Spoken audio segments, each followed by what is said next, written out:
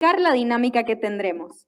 Cada uno de nuestros panelistas representa un área de negocios diferente, por lo cual la primera sección del panel serán preguntas individuales para cada uno de nuestros invitados. Posteriormente vamos a pasar a las preguntas generales, donde nuestros 3 panelistas van a responder. Nuestra primera panelista es Lucía Garza.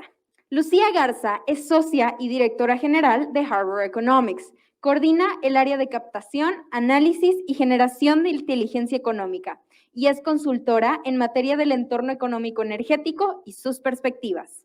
Se graduó de la Universidad de Monterrey en Economía y a la par de licenciada en Derecho, obteniendo en ambas licenciaturas excelencia y honores.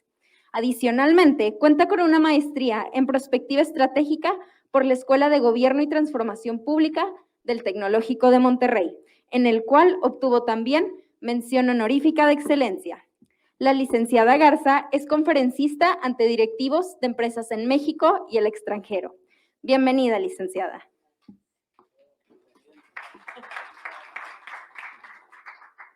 Nuestro siguiente panelista es el licenciado en Administración de Empresas Turísticas por el Instituto Regiomontano de Hotelería. Además, cuenta con una maestría en Empresas y Mercados Turísticos por la Universidad de Nebrija, en España, destacando sus diplomados en Turismo y Cooperación Internacional por el Desarrollo para la Organización Mundial de Turismo y de Estrategias de Gestión Turística Municipal Integral por la Organización de Estados Americanos. Ha desempeñado puestos a nivel internacional como representante del turismo de Nuevo León para el mercado europeo. Ha trabajado en instituciones como la Corporación para el Desarrollo Turístico de Nuevo León como coordinador de desarrollo en productos turísticos, secretario técnico y director de planeación y evaluación. Desde junio del 2015 se desempeña como director general del Clúster de Turismo de Nuevo León. También, desde el 2019, es directora en México del Event Design Collective GmbH. Ha sido catedrático en instituciones como el Instituto Regiomontano de Hotelería, la Universidad Regiomontana y la Universidad de Monterrey. Un apasionado por potenciar la actividad turística para el desarrollo de destinos y comunidades receptoras, démosle la bienvenida a Mauricio Magdalena.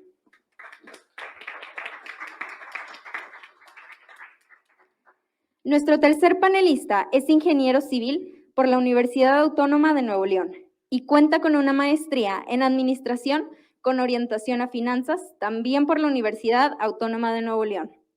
Ha desempeñado puestos importantes en empresas como Hydro Mechanic Consulting y Orange Investments, desempeñándose como analista senior de inteligencia, brindando servicios de consultoría, fungiendo como proyecto semilla para desarrollos inmobiliarios. Desde junio del 2019, tomó el cargo de coordinador de nuevos proyectos de la empresa Ucali.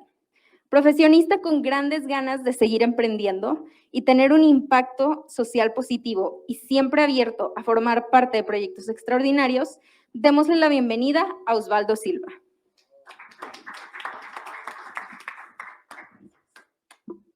En esta primera parte del panel vamos a empezar con las preguntas individuales. Y la primera pregunta es para Lucía. Actualmente todo ha cambiado, desde la forma de trabajar hasta la manera en la que los negocios se han desempeñado. Y esto ha tenido sus efectos en la economía e indicadores que tú dominas muy bien. En este sentido, ¿qué datos o indicadores fueron los que revelaron los verdaderos impactos de la pandemia?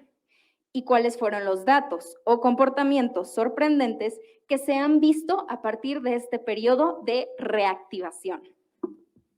Muchas gracias. Pues la verdad, pronosticar en una etapa de pandemia como fue desde el 2020 a la fecha fue algo bastante retador.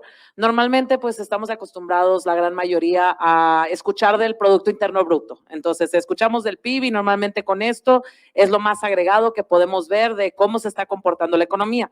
¿Cuál es el problema? Estos datos son trimestrales. Entonces, bueno, tenemos otros datos como el IGAE, que es el indicador a nivel mensual, tenemos las ventas minoristas, la construcción, entonces tenemos diferentes datos que tienen una periodicidad mensual en donde podríamos ir analizando el impacto. Nuevamente, un problema, estos datos se publican 2 a 3 meses después de que ya sucedieron. Entonces, nosotros teníamos que estar evaluando la pandemia en términos económicos, ver cómo estaba golpeando para poder pronosticar. Y las empresas, pues nosotros le damos consultoría a diferentes empresas del sector privado, desde el área de retail, automotriz, manufactura. Entonces decían, oye, necesito algo más actualizado. Pues aquí fue donde la data fue algo tan importante en buscar indicadores diarios que nos pudieran permitir hacer un acercamiento o crear modelos para poder pronosticar el corto plazo, porque estamos hablando que día con día estábamos aprendiendo cosas nuevas de la pandemia. Encontramos diferentes indicadores, por ejemplo, en Our World in Data, en donde empezaron a publicar cómo iba evolucionando los casos diarios de la pandemia, y creo que todos también íbamos viendo cómo iba evolucionando el tema de la vacunación, pero algo muy importante que fue también muy útil para nosotros fue la parte de datos de Google Mobility y de Apple, en donde ellos tienen datos, en donde pues tú tienes tu celular, te estás moviendo, tienen todos los datos de hacia dónde te estás moviendo. Y a raíz de la pandemia empezaron a ser públicos estos datos diarios a nivel país, estado y todo, y no solamente hacia dónde ibas, sino si estabas yendo a las partes minoristas, estabas yendo hacia parques. Entonces, ellos estaban registrando, crearon un indicador para poder ver cómo se estaba moviendo. ¿Qué es lo que encontramos nosotros? Que podíamos correlacionar estos indicadores con las ventas minoristas, de cuánto estaban vendiendo, pues de cocas, cuánto estaban vendiendo papitas, cuánto estaban buscando comprar carros. Entonces, estos datos diarios nos empezaron a ayudar mucho a poder ver cómo iba evolucionando la pandemia y cuál era el verdadero impacto económico. Adicionalmente, veíamos, por ejemplo, ciertos indicadores que se llaman los PMIs. Entonces, estos indicadores, básicamente lo que se hacen es que IHS Markit o diferentes empresas van y dicen, oye, ¿cómo ves tú, cómo vas en tu empresa en términos de precios? ¿Cómo vas en tu empresa en términos de capacidad utilizada? ¿Cómo vas en términos de manufactura? Y este indicador, el de febrero, por ejemplo, lo sacan a mediados de ese mismo mes. Entonces, eso nos está permitiendo ver cómo estaba evolucionando en términos económicos. Para tu segunda pregunta de cómo vimos la reactivación, esto también nos impresionó que fue una reactivación muy distinta a lo que vimos en la última crisis del 2008. Es decir, en la crisis del 2008 vimos una caída abrupta, mucho menor a la que tuvimos en este 2020, pero la recuperación fue lenta, paulatina y relativamente homogenizada. Es decir, fue muy similar para todos los sectores, para todos los países. ¿Qué pasa el día de hoy? Vemos una recuperación en algunos sectores en forma de V. Como cayeron, se recuperaron todo estamos hablando en cuestión de meses. Luego vemos otras que todavía se encuentran rezagadas y vemos que no se van a recuperar hasta dentro de 5 años, si es que se recuperan dependiendo del país y el sector. Luego vemos otros también que todavía van para abajo. Entonces, lo que vimos fue como una recuperación de K. Es lo que vemos, unos para arriba bien rápido, otros todavía para abajo. Entonces, toda esta información que estábamos viendo de datos diarios, incluso de, por ejemplo, si te metes a Banxico o en diferentes países, puedes tener acceso a datos de gasto en tarjetas en refaccionarias. Puedes ver gasto en tarjetas en minoristas. Entonces, estos datos diarios te permiten una mayor apreciación de cómo está evolucionando la reactivación y con esto nosotros podemos utilizarlo para pronosticar el corto y el mediano plazo de cómo creemos que va a ser la reactivación en todos los diferentes sectores. Muchísimas gracias, Lucía. Muy interesante cómo ver cómo, por ejemplo, datos de Google Mobility nos pueden ayudar a entender cosas que ni siquiera podíamos nosotros relacionar antes. Muchas gracias. La siguiente pregunta la voy a hacer para Mauricio. Gracias. En estos tiempos donde la digitalización y la tecnología han ayudado, sobre todo a conocer el perfil de los viajeros y lo que esperan de un destino para darles un servicio más personalizado, ¿qué importancia ha adquirido esta data generada para el desarrollo de turismo en Nuevo León? Buenas tardes a todos, muchas gracias por la invitación. Atlas, equipo. Fíjate cómo planteas la pregunta, ¿qué importancia ha adquirido como si fuera ya un definitivo? Eso es un constructo constante y una lucha constante. Nuestra industria turística, me refiero, no estaba hasta hace unos muy pocos años matrimoniada, si me permites el término, con el sector de análisis de datos.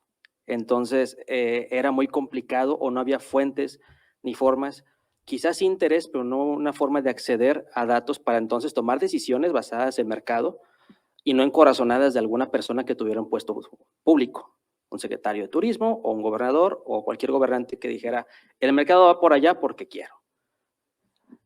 Al no tener esto, pues nos dimos cuenta en el clúster de turismo que, bueno, si existe la institución que garantiza o debe garantizar una longevidad en la estrategia, una estrategia de largo plazo, en el caso particular de Nuevo León, en donde podamos definir herramientas, instituciones, figuras que puedan garantizar la obtención de datos para utilizarlos realmente, para tomar decisiones, pues entrémosle. Y fue una decisión importante que tomamos desde nuestra planeación estratégica de definir como un eje estratégico el data intelligence de turismo, o sea, poder, no digo ser expertos, entrar a este mundillo sin necesidad de atenernos a directrices nacionales, sino nosotros mismos, porque en Nuevo León existen las capacidades de recurso humano, instituciones, en universidades, en talento, entrar a este mundo y en nuestro equipo de trabajo designar tanto presupuesto como personal, talento humano, para que puedan ser especializados en la observancia de este tipo de datos, para entonces sí trasladarlo a campo, a la industria turística y poder entonces tomar decisiones a partir del dato.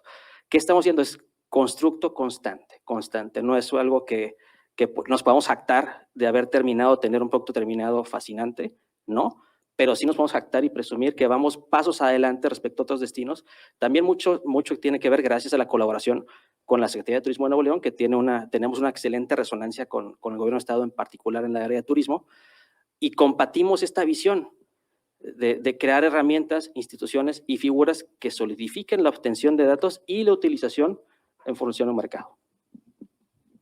Muy interesante, Mauricio. Muchas gracias. Sí, tienes toda la razón. Muchas veces asumimos que como estamos en una era de tecnología, los datos ya dicen algo por sí solos y que ya pueden ser utilizables. Y tienes toda la razón. Hay mucho camino por recorrer todavía. Muchas gracias por esa perspectiva. La siguiente pregunta va a ser para Osvaldo. Muchas gracias. Hemos visto que en el mundo, así como en México y Latinoamérica, trabajar desde casa se ha hecho más común.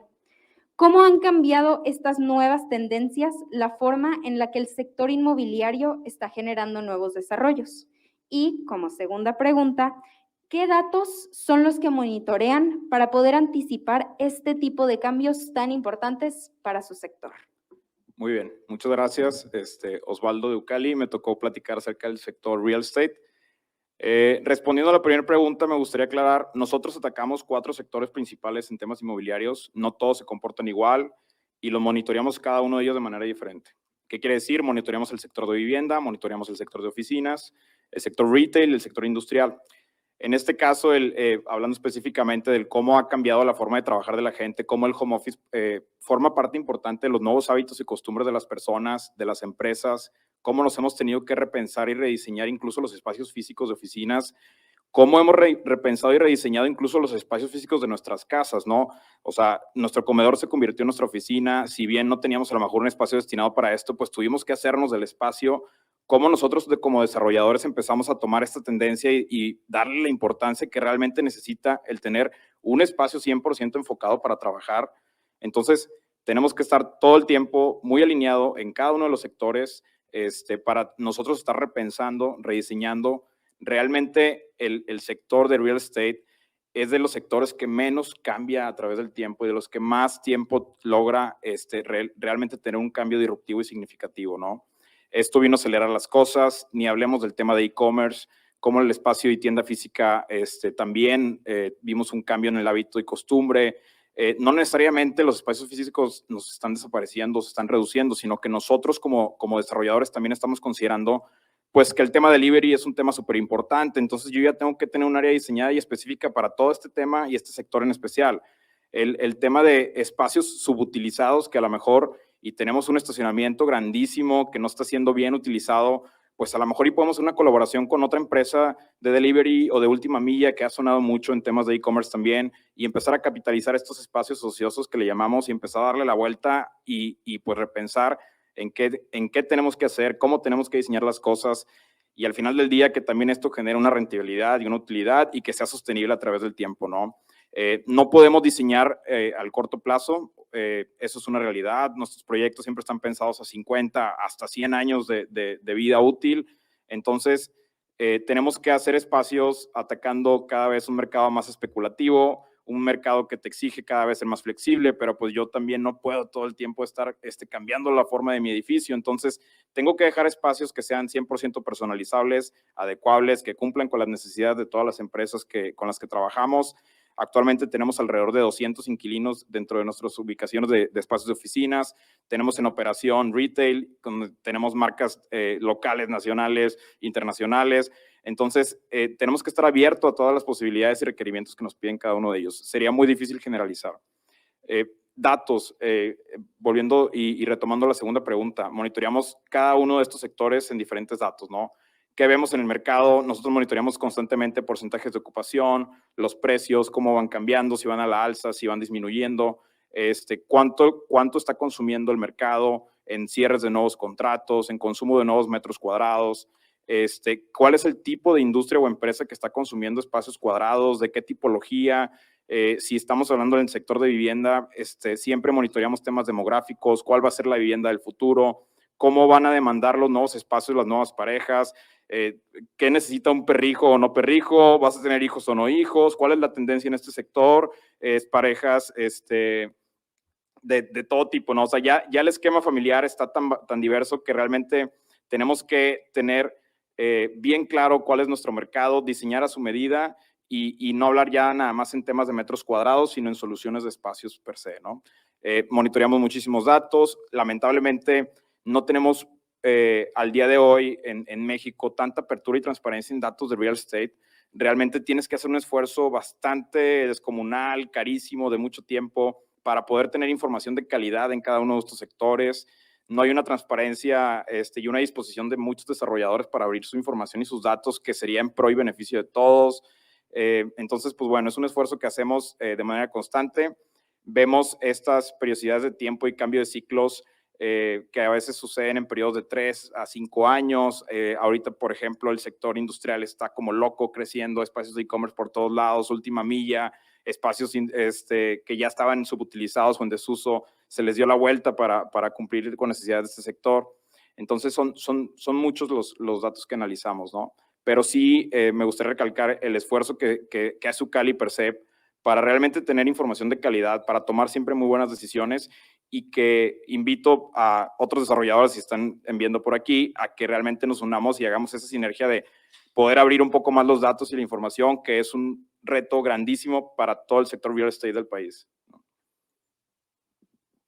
Muchísimas gracias. Y sí, como comentas, los datos son importantes, como ya pudimos observar, para todos los sectores, en todos los negocios son necesarios. Entonces, como mencionas, la apertura en México de los datos es muy importante. A continuación, vamos a pasar a las preguntas un poco más generales, que me gustaría que los tres respondieran. Voy a hacer la pregunta. Si Mauricio podría ayudar contestándome primero y luego quienes quieran ir agregando. La pregunta es, ¿la transformación digital va más allá de tomar videollamadas en pijama desde casa? ¿Cómo es que la transformación digital cambió el día a día de su trabajo si comparan sus actividades y herramientas de hace 5 o 10 años frente a la forma en la que se desempeñan hoy en día? En el mejor caso con pijama, pero hay cada caso. ¿Cómo ha cambiado? Fíjate, puedo tener una respuesta un poco diferenciada a mis compañeros en el sentido que, o verlo en mi trabajo, que es el clúster de turismo dentro de mi equipo, o como industria turística, que tuvo un proceso de transformación constante y vamos, no ha parado, incluso de entenderle y cómo adaptarnos a esta transformación. De entrada en el equipo de trabajo, pues como todos, ¿no?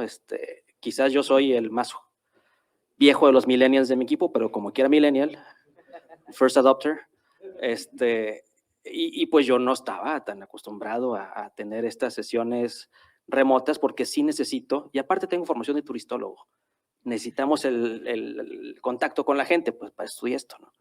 Entonces, al separarnos, pues sí, más que nada, no fue la transformación digital, sino construir o descubrir capacidades internas que tenía que desarrollar para poder comandar, liderar o poner en ruta a un equipo de trabajo en un momento de crisis como nunca la ha tenido el mundo en general, pero en particular, vuelvo y me concentro en mi industria turística, que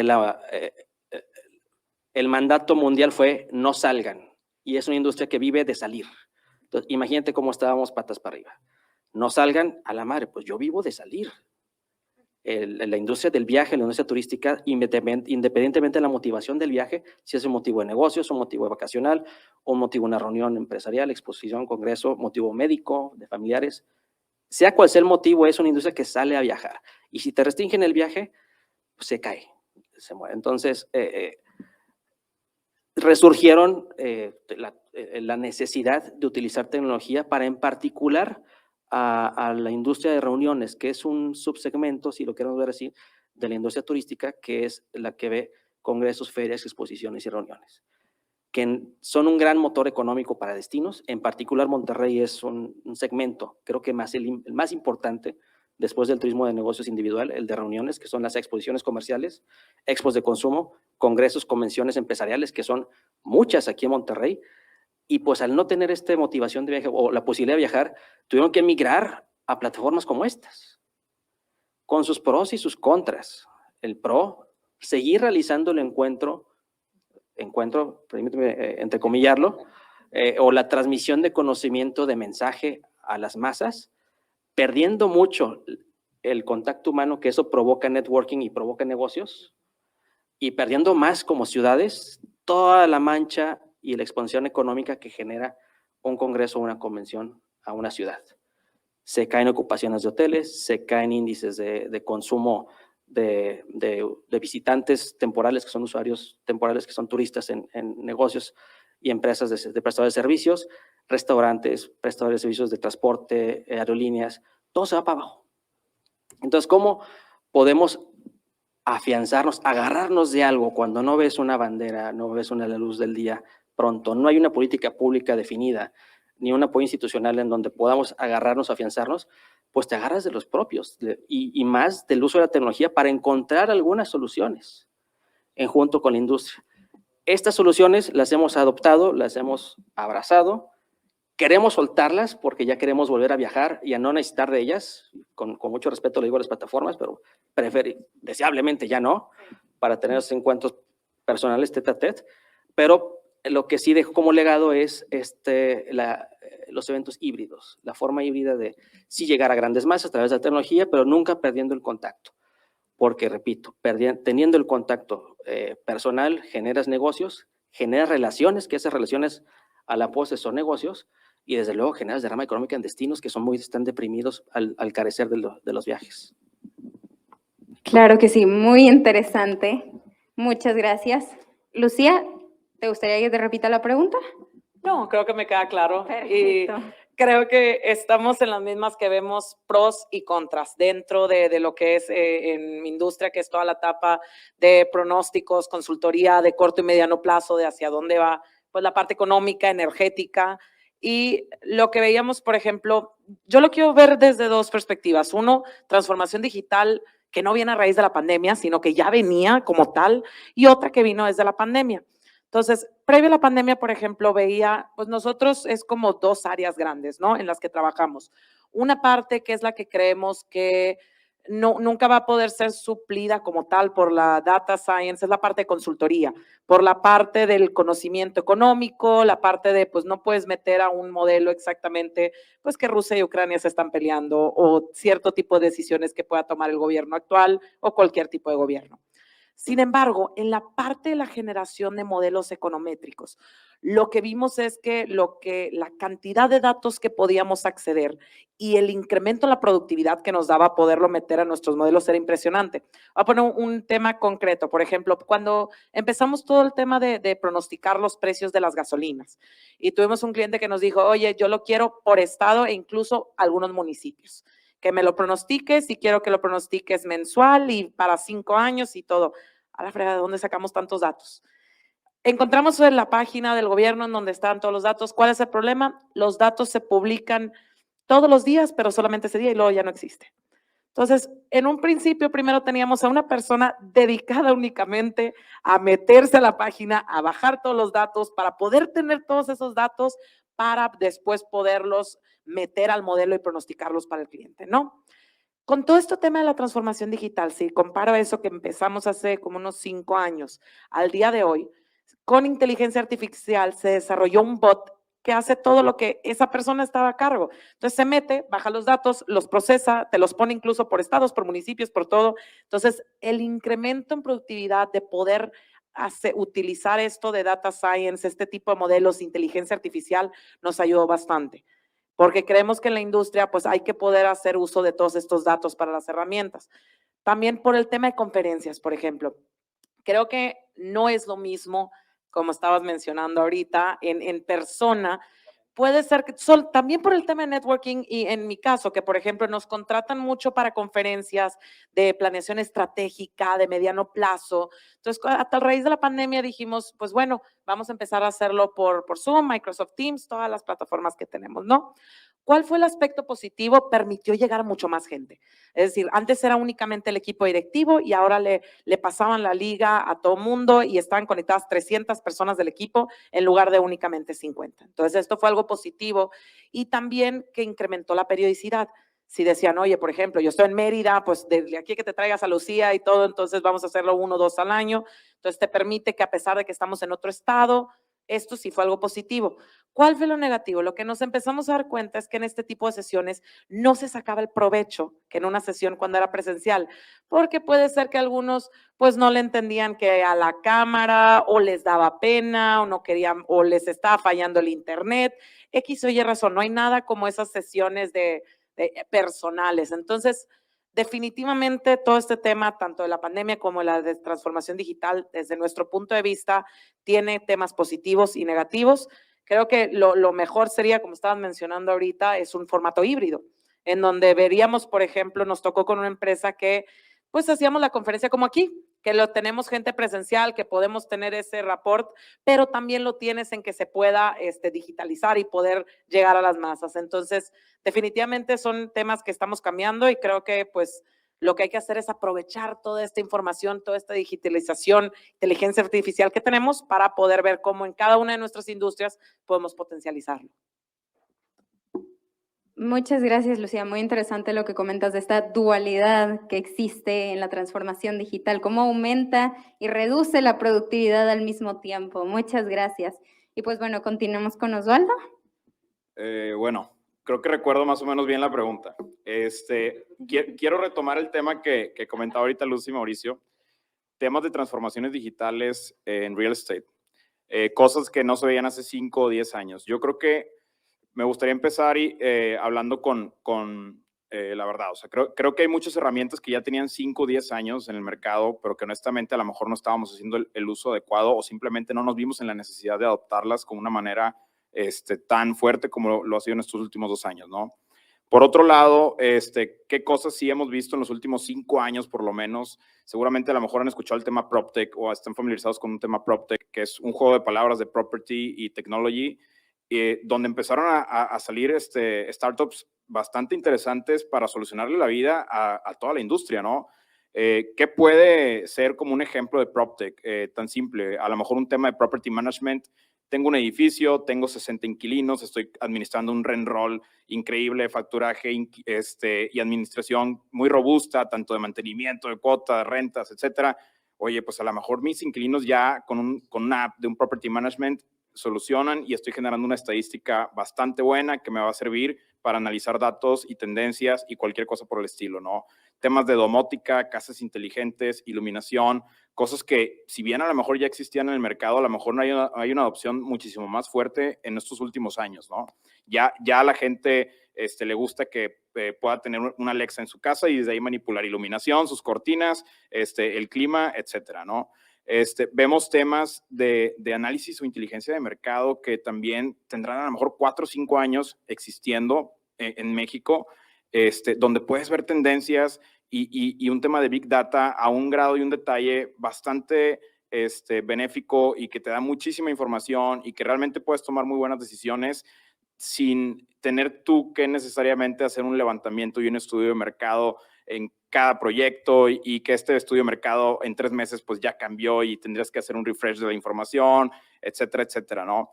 Eso por un lado. Lamentablemente también hay cosas que no han cambiado, como es la industria de bienes raíces depende 100% de la construcción. La construcción tiene que seguir siendo manual, se siguen haciendo métodos egipcios de hace cientos de años, se siguen utilizando el día de hoy. Pues bueno, habrá que ver de qué manera también colaboramos y utilizamos los datos o transformación digital para apoyar a este sector que seguramente es el que menos ha evolucionado en los últimos años. Entonces, ese es un contra en temas de transformación digital. Pues bueno, todavía tenemos que hacer mucho con el tema de la construcción. Pero bueno, no sé si te responde mi pregunta. Sí, muchísimas gracias. Antes de continuar con la siguiente pregunta, y te pido, Osvaldo, que te quedes con el micrófono porque vamos a empezar contigo, quiero invitar a todos los asistentes que están aquí de manera presencial, que si tienen alguna pregunta vayan pensando en ella, porque pronto vamos a pasar a una parte de preguntas de parte del público, y a quienes nos están viendo en casa, en la oficina, que si tienen alguna pregunta, la escriban porque se las podemos hacer llegar al panel. Bueno, nos iremos con la siguiente pregunta y empezamos ahora con Osvaldo. ¿Cuáles son las tendencias digitales más relevantes para su industria durante este 2022? ¿Y cómo es que se están preparando, en el caso, por ejemplo, en bienes raíces, para aprovecharlas? Mira, bueno, ahorita comentaba el tema PropTech. Específicamente nosotros, han sido varias, pero una ha sido el facilitar como estrategia comercial adoptar estas herramientas y transformaciones digitales para realmente poder tener un alcance mucho mayor y cuando tuvimos que vivir un tema de distanciamiento, pues nosotros nos vimos en la necesidad, oye, tengo que seguir rentando espacios, tengo que seguir vendiendo casas, tengo que seguir rentando naves, retail, etcétera. Entonces, ¿qué es lo que podamos hacer el día de hoy? Si bien a lo mejor no es un tema que es de este año o que está en tendencia, ya tiene un par de años en el mercado, pero se está haciendo cada vez más sofisticado el tema de los recorridos virtuales. Nosotros lo adoptamos perfectamente. Hemos vendido casas de 6 millones de pesos que nunca la persona fue a conocerla. Estamos firmando contratos de manera muchísimo más efectiva cada vez, evitando temas de mucha burocracia, o sea, hacemos perfilamiento. En el tema de oficinas, que si bien está viviéndose una coyuntura, tenemos una calculadora donde tú dime cuánta gente son, más o menos qué perfiles necesitas y tenemos un algoritmo y te hace un layout en automático de tú necesitas este espacio de oficina para poder trabajar. Sí las estamos adoptando, ya es algo que traíamos en mente, tuvimos que meter acelerador claramente, pero bueno, yo creo que para nosotros esa ha sido la más trascendental. No va a ser la única, estamos adaptando cada vez más, pero yo creo que esta es la que más disruptiva fue para nosotros, el tener que adoptar herramientas digitales para no parar comercialización, para no detener ingresos y para cada vez administrar también mejor nuestras propiedades, porque tenemos una cantidad importante de inquilinos, de contratos activos, que todo esto, créeme que se vuelve un esfuerzo bien relevante para la compañía, ¿no? Principalmente esto. Muchas gracias. Muy interesante cómo una industria que normalmente pues necesitas ir a visitar los lugares para darte una idea pueda ahora con tanto la pandemia como con todas estas innovaciones se pueda cambiar a que algo que pues dábamos por hecho que se necesitaba ahora no se necesite para realizarlo. Lucía, continuamos contigo. Perfecto, pues sí, en nuestra industria, como estaba comentando Osvaldo, también ya traíamos muchos temas, pues estamos todo en el área de modelación, entonces la parte de Big Data, la parte de Analytics es parte de nuestro día a día ya desde hace mucho tiempo, sin embargo creemos que sí hemos empezado a implementar diferentes nuevas herramientas a raíz de la pandemia y toda esta era de la digitalización. Sobre todo lo que hemos visto es cada vez más tipos de modelos de machine learning y de deep learning que te ayudan muchísimo más a ajustar el corto plazo y sobre todo en un entorno tan cambiante. O sea, si comparamos los últimos 10 años de cómo era la evolución de la economía, pues con los datos que teníamos, que ya conocíamos day to day, no importa que estuvieran rezagados, la verdad es que el ajuste de los modelos era bastante bueno y no era tan complicado, no digo que no deja de ser complicado, pero pronosticar el corto y el mediano plazo. Con todo lo que pasó ahorita, en donde pues cada rato estamos viendo tensiones geopolíticas, si no la pandemia, si no son temas de cambios políticos del tipo de leyes, entonces los modelos que estamos viendo de inteligencia artificial nos permiten ajustar demasiado el corto plazo y poder identificar tendencias antes de que lleguen, antes de que los otros datos nos vean. Ahora también para, yo creo que todas las industrias que están metidos en el área de pronosticar o cualquier industria, porque a final de cuentas la mayoría de los departamentos cada vez más le están metiendo al área de planeación estratégica, de tener pronósticos, de hacer mayor planning, porque hay mayor competencia a nivel global. Entonces, para poder mantenerte en la jugada, no puedes, es muy difícil hacerlo sin diseñar una estrategia. Y lo que estamos viendo es que cada vez más, por ejemplo, antes la inversión que necesitabas para supercomputadoras, para correr todos estos modelos era demasiado. Ahorita estamos en un momento en que tú puedes rentar una parte de un servidor de Amazon que tienen una inversión millonaria en computadoras y tú les dices, ¿sabes qué? Yo voy a rentar tu espacio para correr mis modelos, en donde normalmente tardaba días, semanas en correr un modelo de esa cantidad de datos y ahora lo puedes hacer en horas. Entonces, es una oportunidad que nosotros estamos aprovechando y que creemos que muchas empresas lo podrían estar aprovechando también. Y todo el área también, no solo de pronosticar, visualización de datos. La verdad es que con todo el tema de Power BI, de Tableau, de diferentes herramientas en R, en donde cada vez te permiten más una mejor visualización de datos, que pues hace que el cliente o los mismos en tu empresa, muchas veces vemos todos los números y vemos las proyecciones y es muy difícil tratar de dimensionar qué tanto del pastel se está yendo en ventas de diferentes áreas o qué es lo que está pasando. Entonces, con estas herramientas de visualización de datos, te permite tú poder estar viendo de manera visual, que nada más le picas un botón ya programado y te da todo el layout de cómo va a ir creciendo tu industria, cómo se va a ir dividiendo todos los sectores.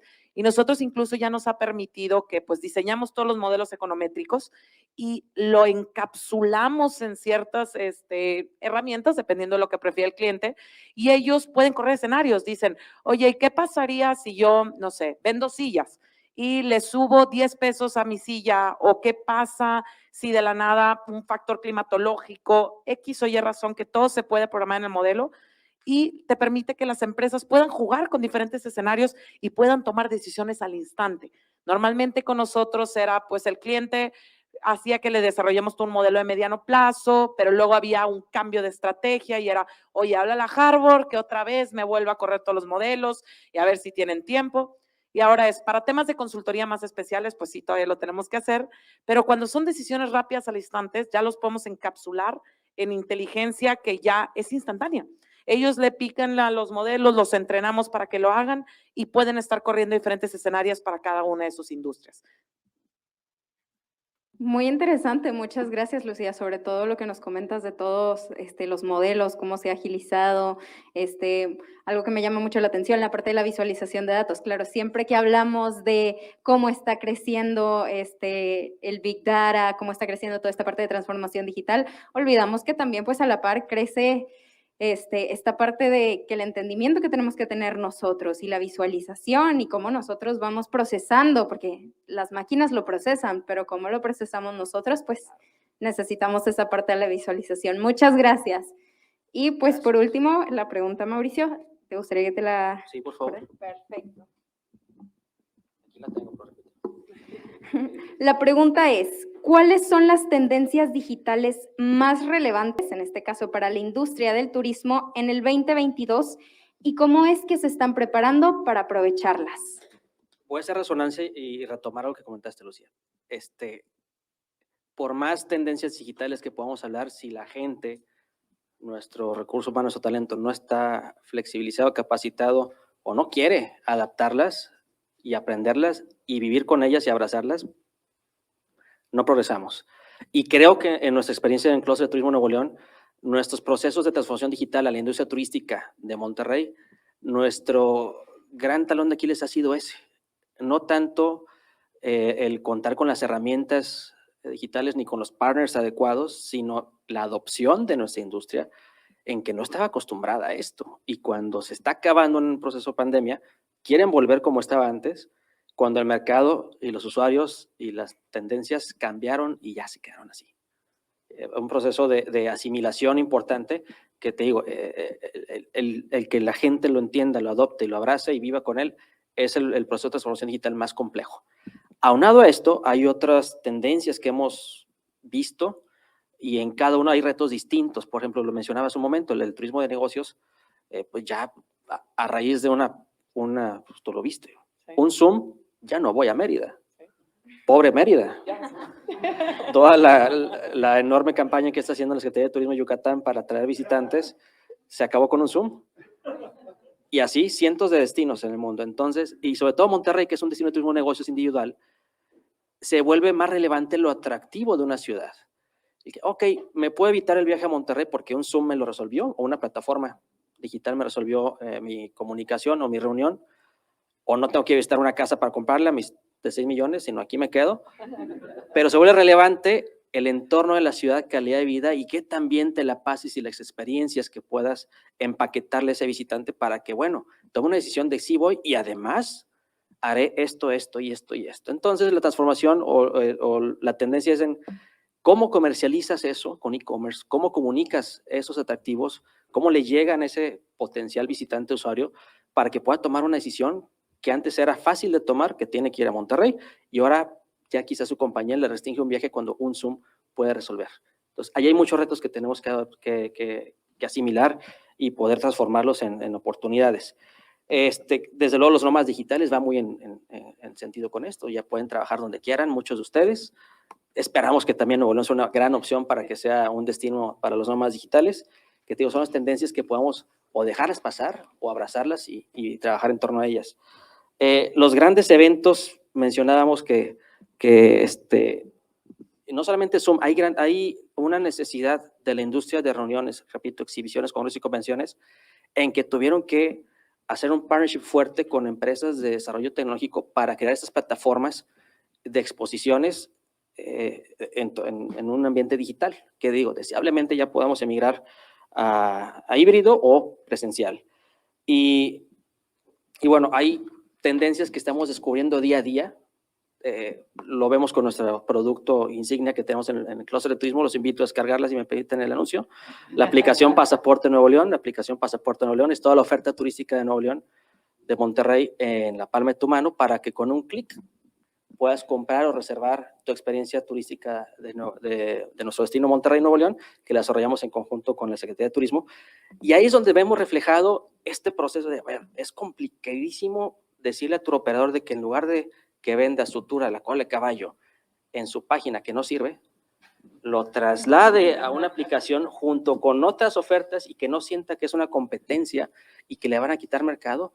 Cambiar esos chips son muy complejos en una industria que no estaba, repito, casada ni patrimoniada con la gente de transformación digital o de datos, y que el clúster pretende ser este chicle, este enlabón de que, a ver, señores, hay que vivir con ellos, hay que convivir con ellos, necesitamos de ellos, si no, nos quedamos en la lona y perdemos competitividad frente a otros destinos que sí lo han encontrado muy bien, han adaptado sus procesos y han evolucionado. Entonces, estamos en ese camino.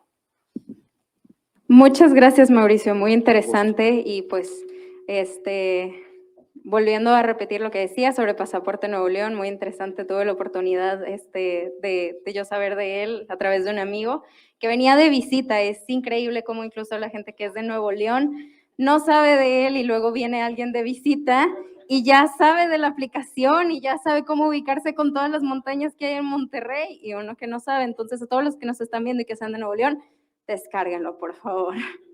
Gracias.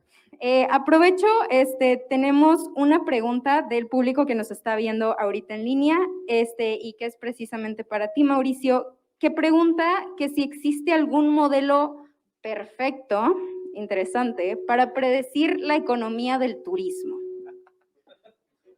Short answer. No. No, desde perfecto creo que ya ahí vivimos. Que estemos construyendo o intentando construir modelos que puedan adelantarse o que puedan predecir comportamientos de usuarios de acuerdo a patrones de un año calendario, porque un año de visitas turísticas en Monterrey, que es el caso que conozco, no es el mismo segmento el que nos visita ni la motivación de viaje. Entonces tenemos que aprender con varios años y, repito, con herramientas como las que estamos desarrollando, como Dasha, que es el Dashboard de Inteligencia Turística de Monterrey, que es un visualizador de datos, como la aplicación, que es un captador de datos, que a la postre mete datos a Dasha para poder visualizarlos, y otras fuentes más de información, tanto privadas como públicas, para allá en la licuadora, y con la inteligencia de Dasha, de este Dashboard de Inteligencia Turística, poder entonces tener modelos predictivos de la demanda. Mientras no nos caiga otro virus, ¿no? Y nos trastorne todo, o haya otros elementos ajenos a nuestra industria, porque es un segmento muy sensible. Hubo inseguridad, se cae. Hubo un huracán, pasa esto. Hubo una guerra por allá, pasa esto. Hubo una restricción en visado de un país, pasa. Hay muchas variables que no dependen de nosotros, que tenemos que ser reactivos pronto, pero modelo perfecto, ni Suiza. Ni Suiza, sí, claro que sí. Bueno, si hay alguna pregunta del público que quiera hacer alguno de los panelistas.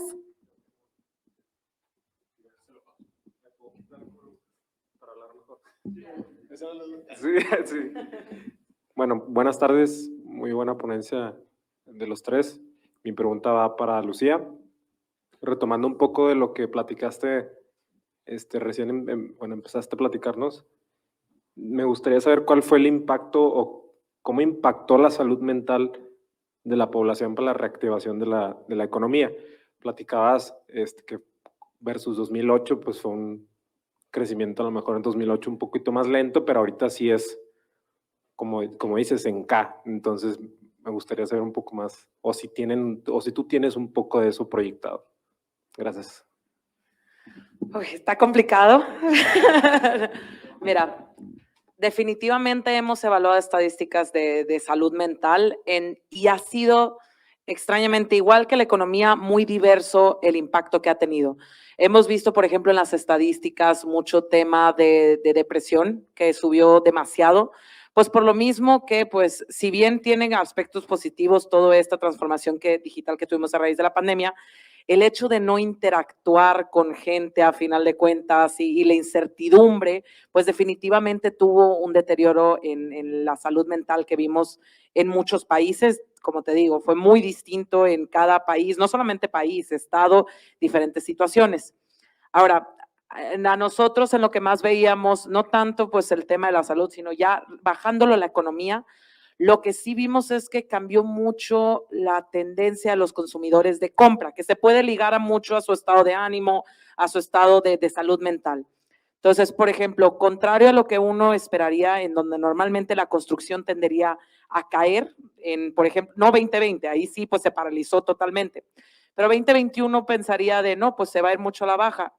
La parte de infraestructura sí, pero lo que nos llamó mucho la atención es que la parte de bienes duraderos, la parte de compra de electrodomésticos, la parte de acomodar tu casa para toda esta tendencia subió bastante. De hecho, si mal no recuerdo el dato, pues creció más de 20% en 2021, lo que fue el PIB de bienes duraderos en México. Entonces, vimos un cambio completamente en menor gasto en turismo, lamentablemente, menor gasto en servicios, mayor en bienes duraderos, remodelaciones de casa, y también vimos un aspecto relativamente positivo, que la gente empezó a gastar más en salud. O sea, empezaron a gastar más en temas de yoga, en temas de salud mental, en temas de mindfulness y todo esto, que siempre ha sido bastante importante, pero creo que a raíz de todo lo que sucedió, como que la gente empezó a ver la importancia como no se tenía el contacto físico, de verdaderamente invertir en ti. Entonces, cuando vemos el gasto, porque pues a final de cuentas no somos doctores, somos economistas y lo vemos en datos, lo que veíamos es, si analizábamos qué productos están comprando más, mucho fue el tema de tu casa, pues ahí estabas, de remodelarla, y también mucho lo que creció fue el tema de buscar pues el crecimiento personal. Entonces, ahora, tendencia hacia futuro. Lo que estamos viendo es que es lo que nosotros buscamos, ver, predecir, porque definitivamente esto fue un structural break, pero es algo que se va a mantener, no cómo va a funcionar. Estamos viendo ya un cambio un poquito más de tendencia a gasto nuevamente más en servicios versus bienes duraderos hacia adelante. Pues tenemos más gasto en turismo, es lo bueno, todo parece ser, si no nos vienen otras cepas, ¿verdad? Entonces, como estabas diciendo, factores climatológicos y todo, pero lo que sí estamos viendo es que ciertos elementos que cambiaron por esto de la salud mental, de gasto de los consumidores, creemos que van a tender a quedarse más en el parte de la mental, porque lamentablemente en salud como tal, uno esperaría que a raíz de todo esto gastaría más, y nos sorprendió un análisis que vimos de los shifts en que ya regresamos casi a los niveles que estábamos prepandemia. Entonces, como tal, en salud nos sorprendió bastante que ya a pesar de todo esto, uno pensaría, pues la gente va a gastar más en salud, ¿no?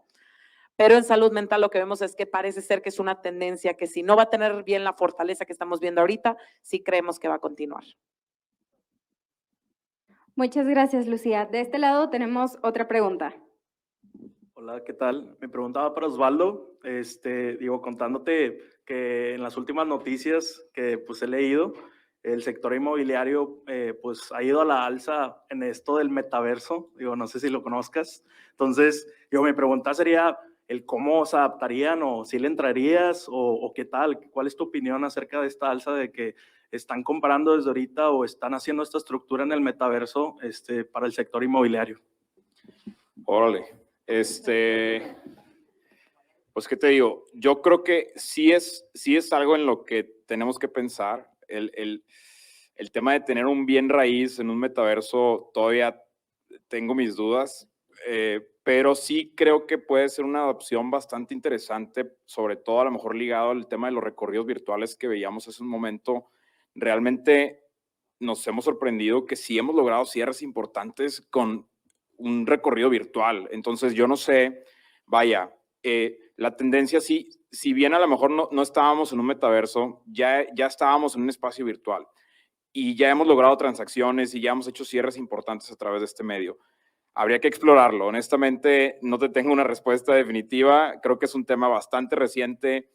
Habría que ver quién ya lo está haciendo. No dudo que ya haya gente que lo esté haciendo y ver realmente también cómo eso podemos nosotros adaptarlo y de alguna manera tropicalizarlo a un mercado como el que nosotros atendemos y capitalizarlo, ¿no? Entonces, definitivamente.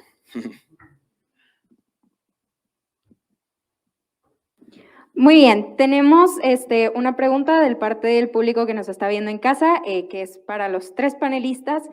Y Emilis Machuca pregunta, ¿existen barreras de la transformación digital?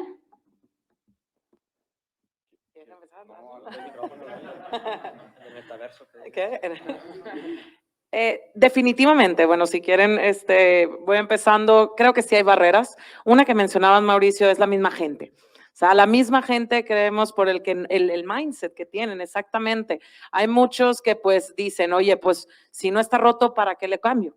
O sea, si lo que llevo haciendo 20 años, 30 años me ha funcionado, mi empresa ha crecido, ¿por qué es necesario hacer el cambio? Entonces, eso definitivamente es una de las barreras. Otro, el tema de la gente que tenga esos conocimientos.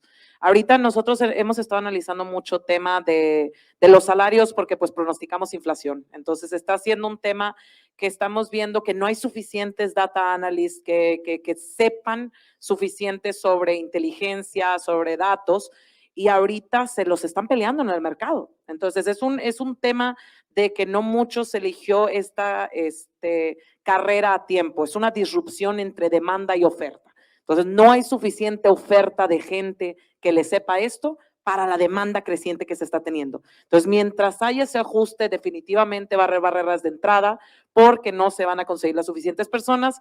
¿Y qué van a hacer las empresas? Lo que están haciendo ahorita, se los están peleando. Y pues a final de cuentas eso está, pues es algo positivo para los que lo estudiaron, ¿verdad? Vieron esa tendencia y la captaron a tiempo. El problema es que pues eso genera inflación, disrupciones en el mercado y el problema en donde mientras la oferta no se ajuste a la demanda, consideraría que sería una barrera para poder hacer esta transformación digital. Allá. Muy breve. Totalmente de acuerdo con el comentario de Lucía, creo que es un tema de mindset, y lo que comentó también Mauricio. Una barrera de entrada que yo veo es también por sector. ¿Cómo podemos nosotros apoyar al sector de la construcción a que realmente tenga una transformación digital? Si el trabajo que ellos desempeñan en su mayoría depende de mano de obra, que es un trabajo muy artesanal, ¿cómo lo podemos hacer? Y realmente es como un cuestionamiento, no tengo una respuesta, pero definitivamente hay sectores, en este caso hablando específicamente de la construcción, que es una barrera de entrada altísima, ¿no? A lo mejor podría ser un poquito más sofisticado con algunos KPIs de rendimiento, con algún sistema de implementación para insumos y suministros, alguna cuestión de rendimiento específico y particular de alguna actividad, pero per se ya el tú realmente lograr una construcción tiene una barrera de entrada bastante alta, ¿no? Hay a lo mejor ahorita algunas cuestiones de impresiones 3D, que se están haciendo adaptaciones para temas de la construcción y demás, pero habría que repensar y sí invitaría a todos como a hacer reflexión y conciencia de cuál sería una transformación y rompe barrera de entrada para el sector de la construcción, ¿no? Pero bueno, era un cuestionamiento general, ¿verdad? No tengo una respuesta. Muchas gracias. Sí, claro que sí. Fíjate, una barrera de entrada a la transformación digital, y creo que somos muy afortunados en Nuevo León, en comparación con otros destinos, otras regiones, otras comarcas, es el ecosistema, el ambiente donde estamos. Creo que Nuevo León tiene un ecosistema nuevo, caminando, perfectible desde luego, pero existe un ecosistema que propicia y fomenta la transformación digital. Existe la iniciativa Nuevo León 4.0, que su misión es esa. Está la red de clústeres de Nuevo León, al cual pertenece el clúster de turismo, y hay otros 13 clústeres de otros 13 sectores estratégicos de la economía de nuestro estado, en donde cada uno tiene sus comités, fomenta la transformación digital de sus industrias. El mismo gobierno del estado está sumado a esto, algunos gobiernos municipales. Existen las condiciones de talento, de capacidades tecnológicas, de universidades, de educación. Entonces, el ecosistema de Nuevo León es favorable para que la transformación digital, si bien con sus barreras, sean barreras más fáciles de sortear frente a otras regiones, otros destinos, otros estados, que de esos que te enumeré, quizás no tienen ninguno. Entonces, la transformación digital, aparte del mindset y las personas, ¿con quién hacen esa transformación? ¿Quién los acompaña en esa transformación? Eso es una gran barrera que afortunadamente en Nuevo León creo que esa no la tenemos.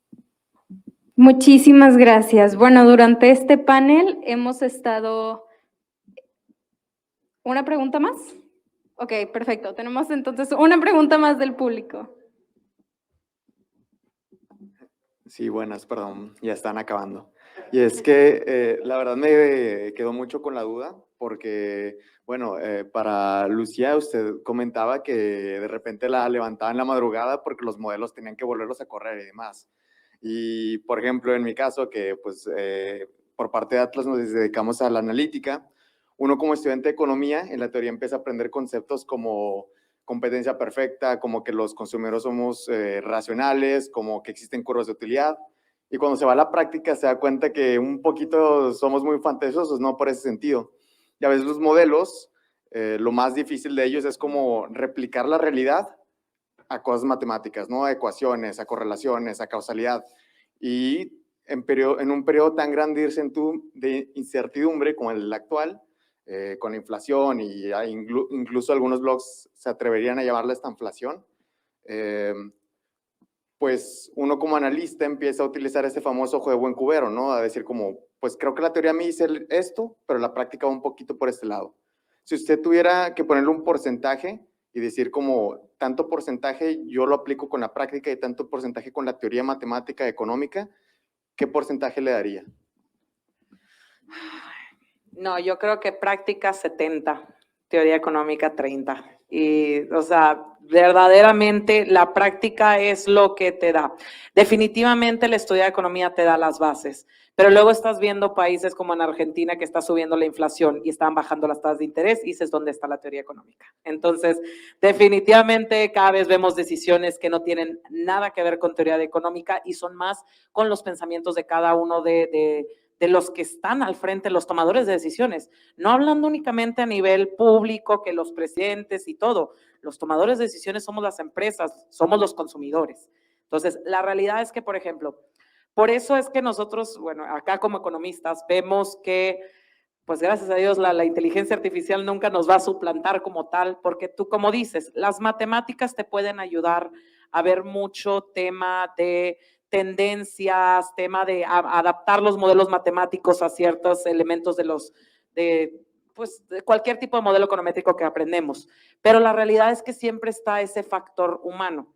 O sea, tú puedes desvelarte una semana completa programando el mejor modelo econométrico, pero si Putin mañana dice que invadimos Rusia, tu modelo ya no sirvió para nada y hay que volver a la drawing board.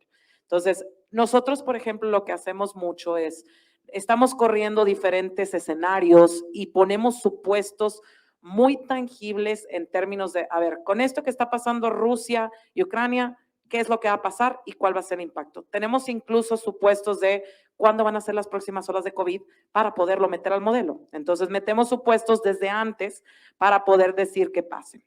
Una vez que se los damos a las empresas, pues como estás diciendo, sí, ellos, lo padre ahorita con toda la parte de inteligencia artificial es que ellos los pueden estar operando, pero para el day to day. Ya cuando quieren planeación estratégica, por eso vienen con nosotros mensual, trimestral o semestralmente, dependiendo de industrias, porque hay unas que pues sí son más estables, como lo que estaba mencionando la construcción, no tienen tantas disrupciones, pero luego si te vas a las de e-commerce o a las de retail que cambian de la noche a la mañana, pues ahí tenemos que tener que estar ajustando los modelos porque pues la verdad es que con todo esto que está sucediendo y con el tipo de decisiones que ven, inflaciones de 50 y bajando la tasa de interés, dices ahí donde está la teoría económica verdaderamente. Muchas gracias, Lucía. Y bueno, pues en el panel del día de hoy hemos visto de todo, desde el impacto que ha tenido la transformación digital, la parte de la visualización de datos, cómo en cada una de estas áreas e industrias tiene un impacto diferente todo esto de Big Data. Entonces, me gustaría pedirle a cada uno de nuestros panelistas si tienen algún comentario final como para recapitular, cerrar todo lo que hemos estado discutiendo el día de hoy. No sé quién le gustaría empezar. ¿Algún comentario final? Yo nada más felicitarlos. La verdad, el hecho de que siento que mucha gente no está tan metida en el área de analytics, de big data, y verdaderamente estamos viendo que es una industria que lo necesitamos. Hay escasez de gente que le entre a aprender y a ver cómo lo puedo utilizar, no solamente poder ser los proveedores, sino el utilizar los datos, como estaban mencionando, Mauricio. Yo creo que la industria del turismo, pues hay muchos que no lo están haciendo y pues felicitarlos bastante porque creo que esto puede ayudar mucho a concientizar a la gente de esta necesidad que tenemos y pues ver cómo puedes o aprender para poder utilizarlo o buscar a la gente que te pueda proveer de esta información y poderlo implementar para crear mejores estrategias. Dos mensajes finales, poco resonancia con lo que dices. No hay que ser expertos en Big Data para estar con Big Data. Clarísimo está que no soy experto para nada en esto, pero que somos necesitados de expertos que nos acompañen en nuestros procesos. Que no le tengamos miedo a acercarnos o a explorarlos, porque nos vamos a dar sorpresas muy favorables de soluciones que no tenemos ni siquiera en nuestra cabeza y que nos puede dar una exploración de datos bien acompañados. Por eso reitero, el ecosistema de transformación digital de Nuevo León es muy favorable porque están los talentos, están las empresas en Monterrey que son favorables para acompañarnos. Y segundo mensaje, descarguen la aplicación Pasaporte Nuevo León, que pueden encontrar toda la oferta turística de Monterrey. Muchas gracias por invitar. Muchísimas gracias, Mauricio. Y pues para cerrar, el mensaje de Osvaldo. Igualmente, muy breve, felicitarlos bastante bien este foro, muy agradecido por el espacio, invitar a que realmente, bueno, voy a hacer referencia al mensaje que también dio Mauricio. No soy un experto en Big Data, pero realmente ya formamos parte de esto, ¿no? Hemos hecho una colaboración con Datlas bastante buena, muy robusta. Hemos hecho ejercicios bastante interesantes en temas de bienes raíces que a lo mejor y hace 3 años, 4 años eran impensables, pero que nos vimos en esa necesidad.